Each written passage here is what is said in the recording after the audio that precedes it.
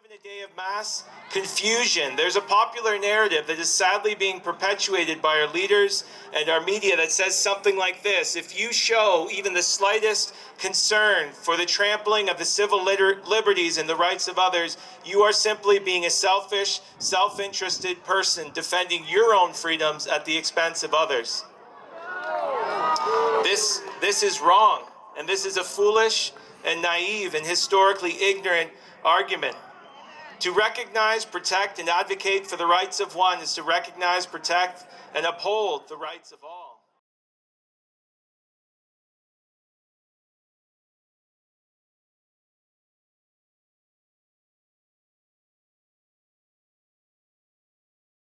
Here this afternoon, it was such an encouraging time. Last week, I got our leadership shaking their heads at me. We're not Hillbilly Baptists, we're Hill City Baptists. But I wanted to open with a few words. I've been asked to say a prayer first. Thank you to our frontline workers. I do know people, and there are people who are working extraordinarily hard and have made sacrifices over the past year and a half. And it's actually my hope and desire that we can implement some policies that actually make a difference, and lockdowns are not those. So I want to thank you to them. For the police services who have acted respectfully and honorably and upheld their oath and served their community, we are thankful for you. It's easy to focus on the negative, but you know what? We still live in a free land. We want to keep it that way, and a big part of that is the rule of law and upholding that. So we are thankful for you. I just want to make one point, one very brief point, especially in light of the comments yesterday, and it is this: what does it mean to love? And I want to answer that question with this: love requires us to recognize, protect, and advocate for the rights of others, even when it's personally costly. This is important. This shouldn't be rocket science. Everyone should be saying yes, obviously. But we need to say this because we live in a day of mass confusion. There's a popular narrative that is sadly being perpetuated by our leaders and our media that says something like this: if you show even the slightest concern for the trampling of the civil liberties and the rights of others, you are simply being a selfish, self-interested person defending your own freedoms at the expense of others.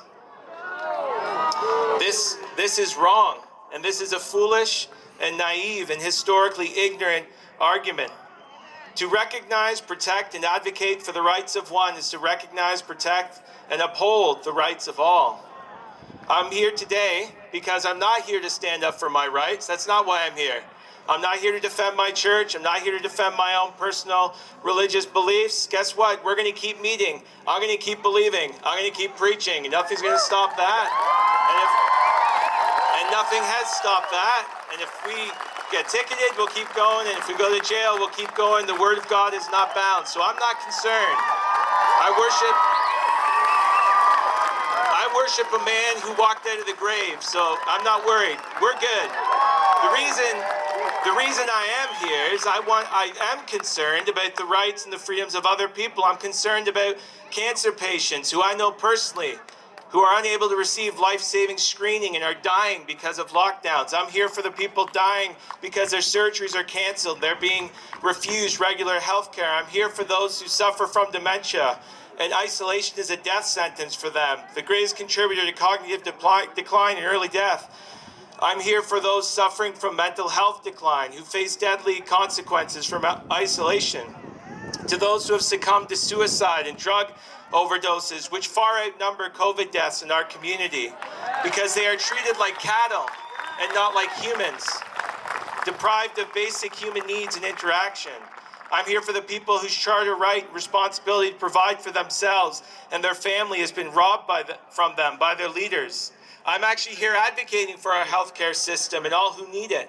Private money earned by small businesses, not the government, pays for public health. Get that straight. There's no such thing as government money. It's public money. It comes from us. By shutting down private businesses, we are perpetuating the healthcare crisis and paving the way for a greater disaster, just one that our politicians might not have to be responsible for down the road. I'm here for the frontline workers and patients, adopting ineffective political policies designed to avoid responsibility instead of increasing ICU capacity. There's been a shameful abdication of responsibility in all of this, placing the responsibility on you, the public, to do something about it when it's their job. I'm here for our children whose severe mental health decline has been evidenced by staggering increases in eating disorders and suicidal impulses. I'm here for our entire community who have been deprived of their spiritual needs. We are not just molecules. We are not matter in motion. Man does not live by bread alone. I don't like these lockdowns. I don't like these any more than you, but I'm not here for me. Love upholds and advocates for the good of others, even at expense to himself. This is not my opinion. This is most clearly manifest through the love of Christ. And he said to us, greater love knows no one than this, and someone laid down his life for his friends. This is not about self-protection. This is not about my rights. And this love is even more scandalous than that. You want to know someone who laid down his life for his friends? A lot of people will do that. I bet you will do that. But I'll tell you about a love that's even greater than that. One will die for a righteous person. Though perhaps for a good person, one would even dare to die. And you would. But God shows his love for us in this, that while we were sinners, Christ died for us. Christ didn't die for his friends. He died for his enemies. He didn't come for the good people. He came for the bad people. He didn't come for the righteous. He came for the unrighteous. He didn't come for the healthy. He came for the sick. And my message to you, this is the gospel message.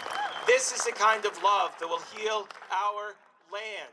This is what I'm standing for. Thank you.